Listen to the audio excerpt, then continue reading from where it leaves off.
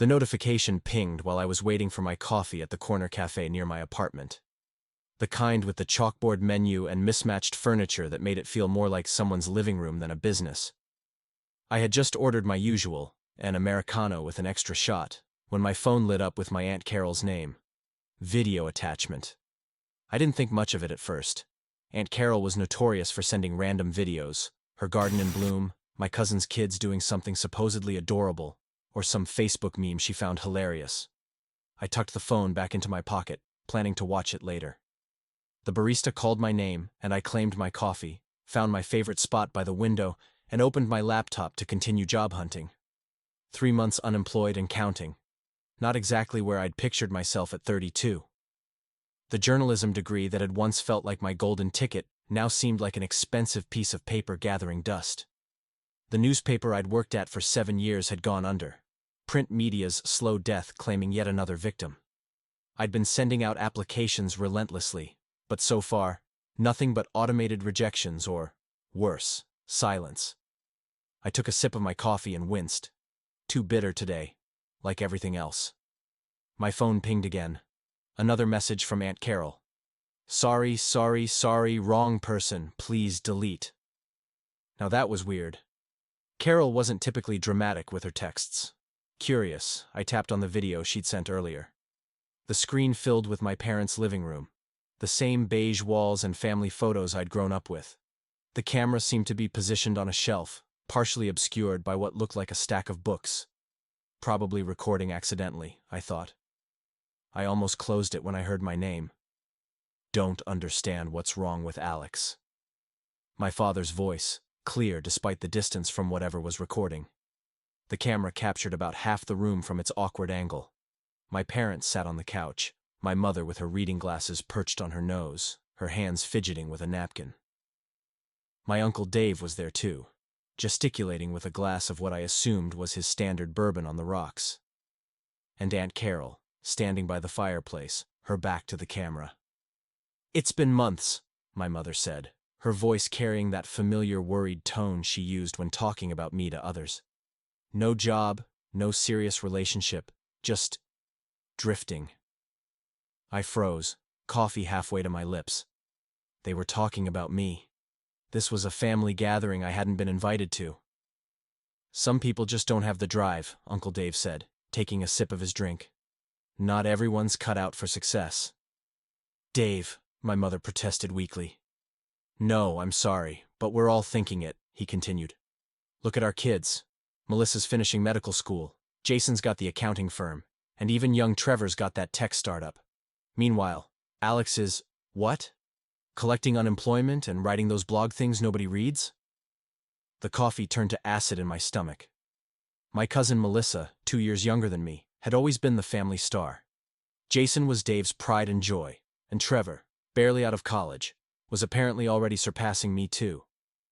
The journalism thing was always a long shot, my father said with a sigh that felt like a knife between my ribs. This was the man who'd enthusiastically attended my college graduation, who'd framed my first published article.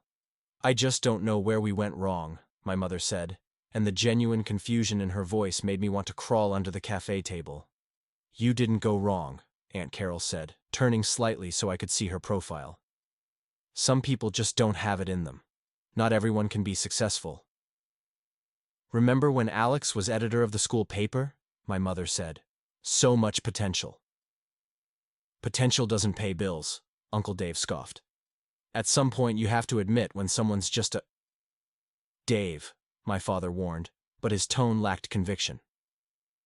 I'm just saying what we're all thinking, Uncle Dave persisted. Alex is 32 and has nothing to show for it.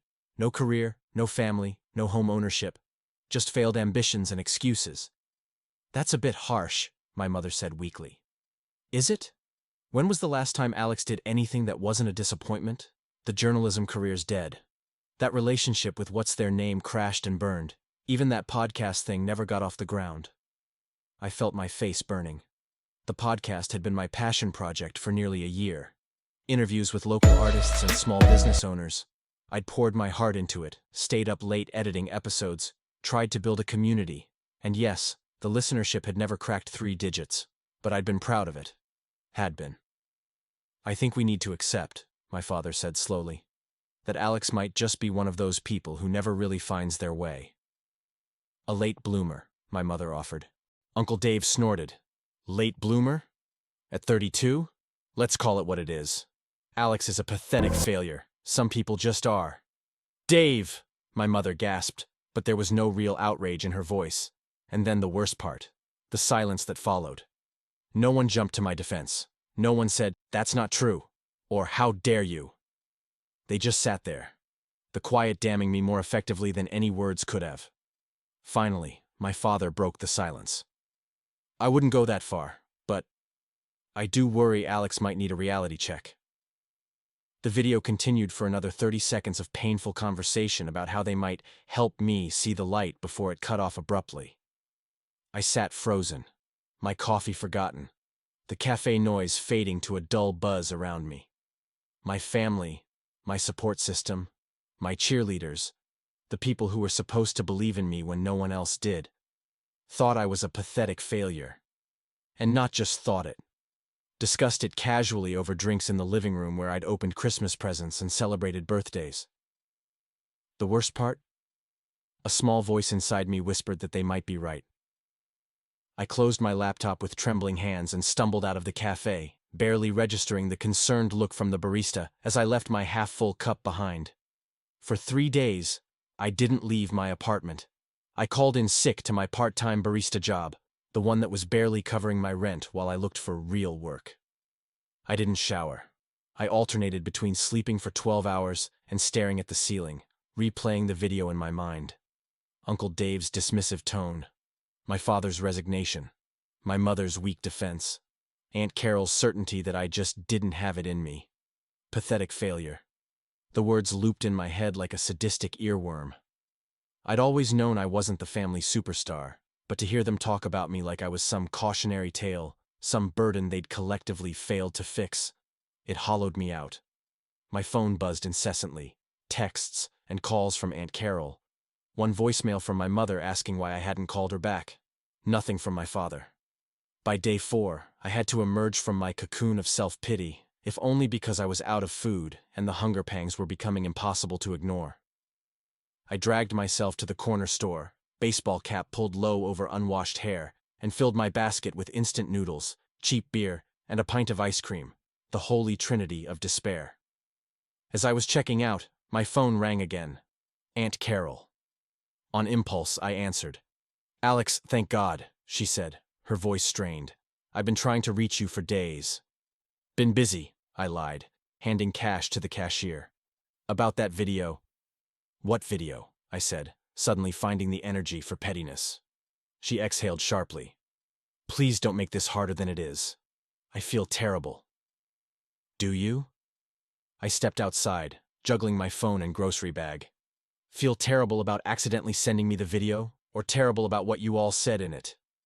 "It wasn't what it looked like," she began, the classic opener of every guilty party ever caught red-handed. "Really?" "Because it looked like a family meeting where everyone took turns discussing what a disappointment I am. No one said. Uncle Dave called me a pathetic failure, and no one disagreed." My voice cracked embarrassingly. "Not even you." She was quiet for a moment. "We were concerned, Alex. Sometimes families have these conversations. Behind someone's back? Calling them pathetic." "Dave was out of line," she admitted. "But we are worried about you. You've been stagnant." The word hit like a slap. Stagnant. Like a pond with no fresh water, growing algae and mosquitoes. "I lost my job in a dying industry," I said. "I'm trying." "Are you?" she asked, so gently it was almost worse than Uncle Dave's harshness. "Because from where we're standing, it seems like you're hiding. Taking that coffee shop job instead of something with a future. Working on that hobby podcast instead of building real skills." "That hobby was important to me," I said, reaching my apartment building. "And the coffee shop pays my bills while I figure things out." "For how long, though?" "It's been months, and you don't seem to be figuring anything out." I fumbled with my keys, anger and humiliation fighting for dominance in my chest. Thanks for the vote of confidence. Alex, please, we love you. We want to help. Well, now I know what that help looks like, I said, finally getting my door open. Thanks, but no thanks. I hung up before she could respond and collapsed onto my couch, groceries abandoned on the floor. The worst part was, I couldn't even fully blame them. What did I have to show for my life? A failed career, a stack of rejection letters, and a podcast with 27 devoted listeners. My phone buzzed with a text from Aunt Carol. This isn't how I wanted this conversation to go. We believe in you, Alex. We just want to see you living up to your potential. I turned off my phone and reached for the ice cream. It had already started to melt. The next morning, I woke to banging on my door, loud, insistent knocking that suggested whoever was on the other side had no intention of going away. Alex, open up. I know you're in there. Melissa, my cousin, the Golden Child medical student. I considered pretending I wasn't home, but knowing Melissa, she'd probably pick the lock. She'd always been irritatingly resourceful. I opened the door, wincing at the daylight that streamed in behind her. She wrinkled her nose at the sight of me, or possibly the smell. Jesus, Alex, she said, pushing past me into the apartment. When's the last time you showered? None of your business, I muttered, closing the door. What are you doing here? Aunt Carol is beside herself. She said you hung up on her and turned off your phone. Melissa surveyed my apartment, taking in the empty beer cans and takeout containers with poorly disguised disgust. I can see why she was worried. Did she tell you about the video? I asked, collapsing back onto the couch. Melissa's expression softened slightly. Yes, that's partly why I'm here. Come to verify I'm as pathetic as advertised? She sat down across from me, perching primly on the edge of my second-hand armchair. No one thinks you're pathetic, Alex. Uncle Dave literally used the word pathetic failure. I heard it with my own ears. Uncle Dave is an asshole when he drinks, she said matter-of-factly. You know this. I shrugged. No one disagreed with him. Look, she said, leaning forward. What happened in that video wasn't fair to you. But hibernating in your apartment and feeling sorry for yourself isn't exactly proving them wrong, is it? The blunt assessment stung. Typical Melissa. No bedside manner whatsoever. God help her future patients. I'm not feeling sorry for myself, I lied. I'm processing a betrayal by my entire family. Dramatic as ever, she said with an eye roll. Can I make you some coffee? You look like you need it. Without waiting for an answer, she moved to my kitchenette and began opening cupboards with the confidence of someone who'd never been told no in her life. Why are you really here, Melissa? I asked, watching her rinse out my French press. She measured coffee grounds with precision, her back to me. Because despite what you think, your family loves you. And we're worried. That's not what that video showed. She turned, hands on her hips. That video showed one conversation, taken out of context, on one bad day. Has it occurred to you that we talk about you other times too? Like when you got that feature in the regional magazine? Or when your podcast interviewed that local artist who went viral? I blinked. You know about those things? Of course I do. Your mom sends every single thing you do to our family group chat. The one you left because you said it was too much drama, remember? I did remember. I'd muted the chat after one too many political arguments between Uncle Dave and my father. She does. Yes, you idiot. Look what Alex wrote. Listen to Alex's new podcast episode. Melissa mimicked my mother's enthusiastic tone perfectly. It drives Uncle Dave crazy, which might explain some of his resentment, frankly.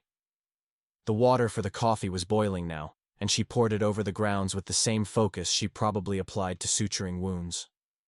That doesn't change what they said, I insisted, though I felt my righteous anger wavering slightly. No, it doesn't, she agreed, bringing me a mug of coffee. And some of it was out of line. But honestly, Alex, some of it wasn't. You are stuck. You have been for months. I accepted the coffee, avoiding her eyes. It's not that easy to just find a new career path. I know, but are you even trying? Really trying? Or are you just going through the motions while secretly believing what Uncle Dave said, that you're a failure who can't succeed? Her words hit so close to home that I nearly spilled my coffee. Because the truth was, long before the video, those thoughts had been creeping in. Each rejection letter, each unanswered application had reinforced the whisper. Maybe you're just not good enough. I don't know what else to do, I admitted finally. Journalism was all I ever wanted. Melissa sat beside me on the couch. Then find a new way to do it. The industry is changing, not dying. Or use those skills for something adjacent. Content creation, marketing, PR. You're a good storyteller, Alex. That has value. How would you know if I'm a good storyteller? I asked, genuinely curious. She gave me a small smile. I've listened to every episode of your podcast. I stared at her. You have not. Have too. Even the one where your guest didn't show up and you had to improvise for 30 minutes about local coffee roasters. It was actually pretty engaging. A laugh escaped me. The first in days. That was a disaster. It was authentic, she corrected, which is more than I can say for most media these days. We sat in silence for a moment, the coffee warming my hands, and Melissa's unexpected support warming something else. I'm not saying you don't have a right to be hurt, she said finally. What Uncle Dave said was cruel, and the others should have shut it down, but don't let one bad moment define how you see your family or yourself. I nodded slowly. So what do I do now? Just pretend I never heard them say those things? No, she said firmly. You use it. Maybe this is the kick in the ass you needed. Tough love, Melissa style? The only kind I know how to give, she said with a grin. Then, more seriously. Look, I have to get back to the hospital for my shift. But think about what I said, okay? And maybe take a shower. Seriously, it's bad. She left me with a promise to check on me again soon and a warning that if I didn't call my mother back, there would be consequences. After she left, I sat with my coffee, thinking about what she'd said. The hurt from the video was still there, raw and throbbing. But maybe, just maybe, there was a grain of truth in it too. Not that I was a pathetic failure, but that I had been stuck, trapped in a loop of trying the same approach and getting nowhere. Maybe it was time to try something different. I started small. A shower, clean clothes, a real meal that didn't come out of a microwave. I called my mother back and managed a stilted conversation where neither of us mentioned the video, though her voice was strained with the effort of pretending everything was normal. Then I did something I'd been avoiding for months. I updated my resume. Not for another newspaper job, but for content marketing positions, digital media roles, anything that could use my storytelling skills in ways I hadn't considered before. I also recorded a new podcast episode, my first in weeks. Just me, talking candidly about feeling lost in your 30s, about identity crises and family expectations. No script, no guest, just raw honesty. And because I had nothing left to lose, I posted it everywhere. Not just on my usual platforms, but tagged local businesses, shared it in community groups, even sent it to a few larger podcast networks with a note. This is what I can do. This is my voice. Then I went to work my barista shift expecting nothing. When I checked my phone on my break, I had 17 new notifications. The episode was getting shares, comments, people tagging friends saying, "You need to listen to this." By the time I got home that night, my little podcast had more listens than any previous episode. Not thousands, but hundreds. People connecting with my vulnerability, my confusion, my tentative hope. One comment in particular caught my eye. Looking for someone to help create authentic content for our boutique marketing agency. Your storytelling voice is exactly what we're looking for. Email me if interested. I almost dismissed it as spam until I recognized the name, the owner of a successful local agency that handled campaigns for businesses across the state. I'd interviewed her for the newspaper 3 years ago. With shaking hands, I sent an email, attaching my newly updated resume and links to my best writing samples and podcast episodes. She responded within the hour. "Can you come in tomorrow at 10?" The marketing agency was housed in a converted warehouse downtown, all exposed brick and hanging plants. As I waited in the reception area, I fought the urge to flee. What did I know about marketing? I was a journalist, not a salesperson. But when Laura, the owner, greeted me with genuine warmth and recognition, some of my anxiety eased. Alex, so good to see you again. I was sorry to hear about the newspaper. Thanks, I said, following her to a conference room with glass walls. It was a blow. The whole industry's been in upheaval, she agreed. But that's created opportunities too. New ways to tell stories. She gestured for me to sit, then cut straight to the chase, a quality I'd appreciated during our interview years ago. I'll be honest, I've been following your podcast for a while. Your interview style, the way you pull authentic stories from local personalities. It's exactly the approach we're looking for in our campaigns. I blinked in surprise. You've been listening? But I never had more than a few dozen listeners. Quality over quantity, she said with a shrug. Your latest episode, though, that's what convinced me to reach out. That level of honesty and vulnerability, that's marketing gold, Alex. People are starved for authenticity. For the next hour, we talked about how journalism skills translated to content marketing. Researching target audiences, crafting compelling narratives, finding the human angle in even the most mundane products or services. The position is Content Strategy Director, she said finally, overseeing our narrative approach across all clients, training our writers on interviewing techniques, and personally handling our highest profile accounts. I tried to keep my expression neutral despite the shock. Director level? Me? That sounds incredible, I said carefully. But I should be upfront that I don't have direct marketing experience. Laura waved this away. Half my team came from non-traditional backgrounds. I can teach you marketing. I can't teach someone to have your ear for a story or your ability to connect with people. She slid a paper across the table, a job offer with a salary nearly double what I'd made at the newspaper. Take the weekend to think about it, she said. We'd love to have you join us on Monday. I walked out in a daze, the offer letter burning a hole in my messenger bag. By the time I reached my apartment, I'd made my decision. Monday morning found me back in the familiar cafe, but everything else had changed. I was dressed in clothes that had actually seen an iron, my laptop open not to job boards, but to notes from my first day at the agency. My usual coffee order sat untouched as I tried to calm my nerves. My phone buzzed with a text from Melissa. Knock 'em dead today. You've got this. I smiled, about to reply, when another notification appeared. A group text from my mother. Family dinner this Sunday. Alex has some exciting news to share. Everyone's attendance mandatory. My heart raced. I hadn't told her about the job yet, just that I had some positive developments in my career search.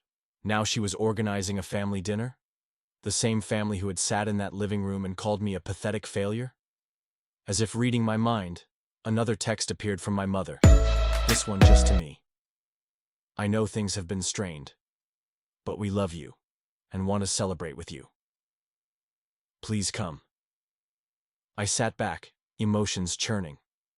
Part of me wanted to refuse, to punish them for what they'd said.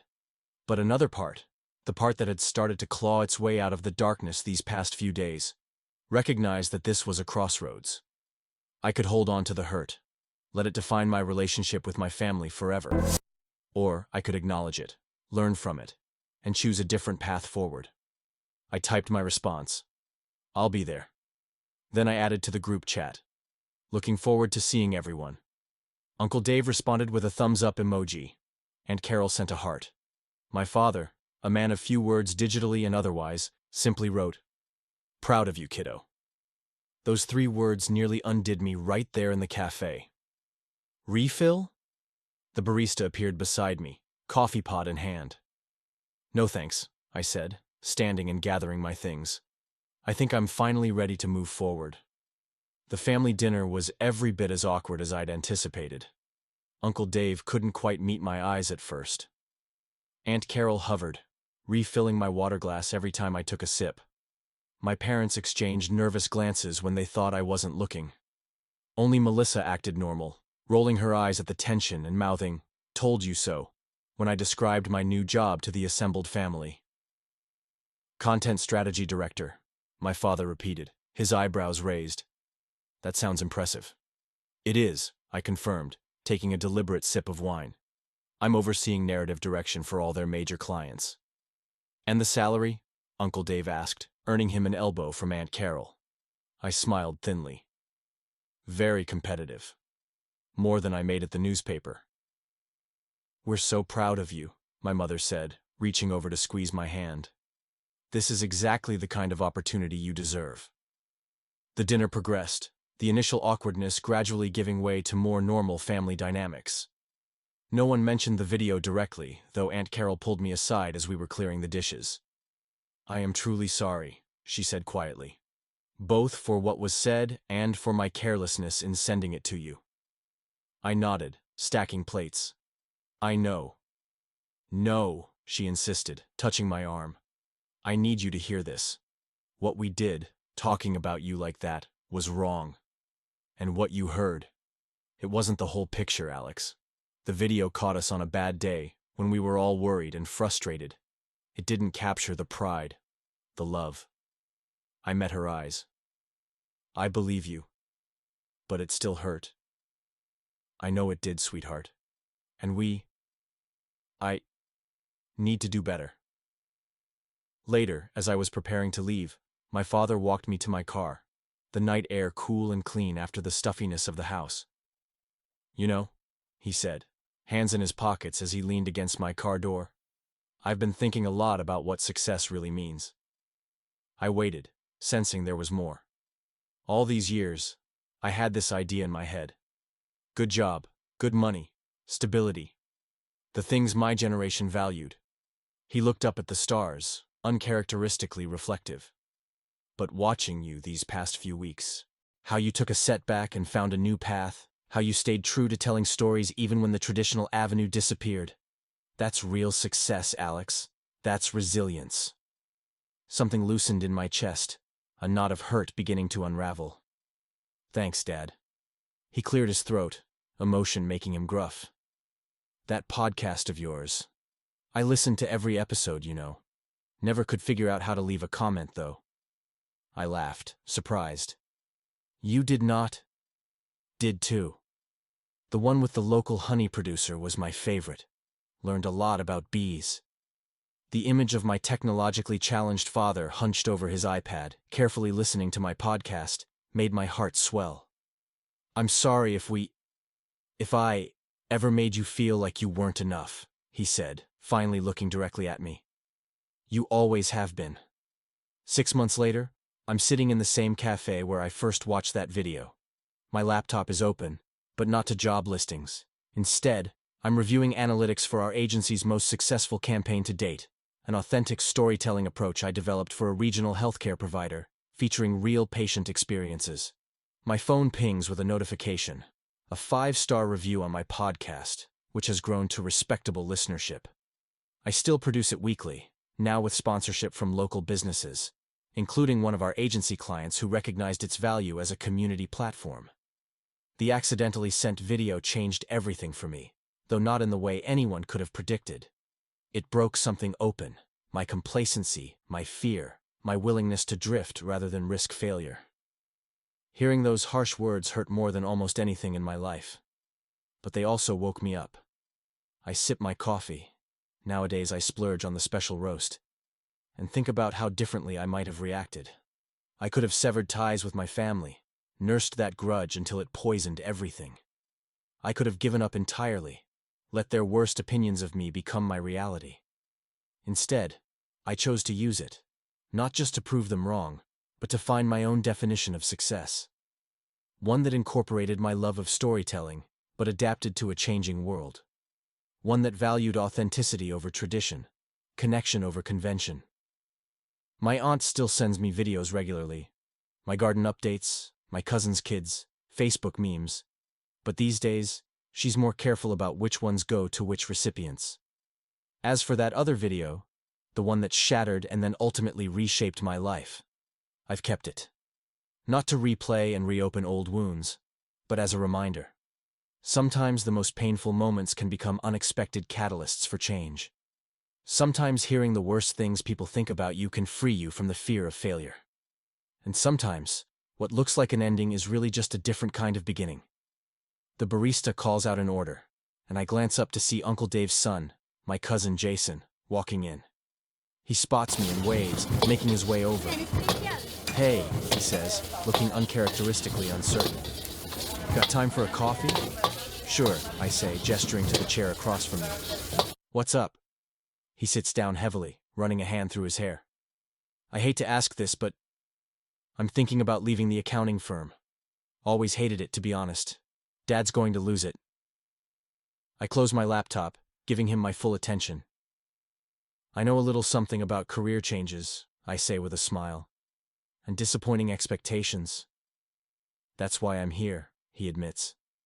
You seem to have figured it out. How did you do it? How did you find what you really wanted? I take a moment to consider his question, remembering the journey from devastating video to unexpected growth. Well, I say, leaning forward, it's kind of a long story, but it starts with an accidental video message. And as I begin to share my experience, I realize the final gift of that painful revelation. The ability to transform it into something that might help someone else find their way too. Sometimes our deepest wounds become our greatest strengths. Sometimes our most painful moments become our most powerful stories. And sometimes, being called a pathetic failure is exactly the wake-up call you never knew you needed.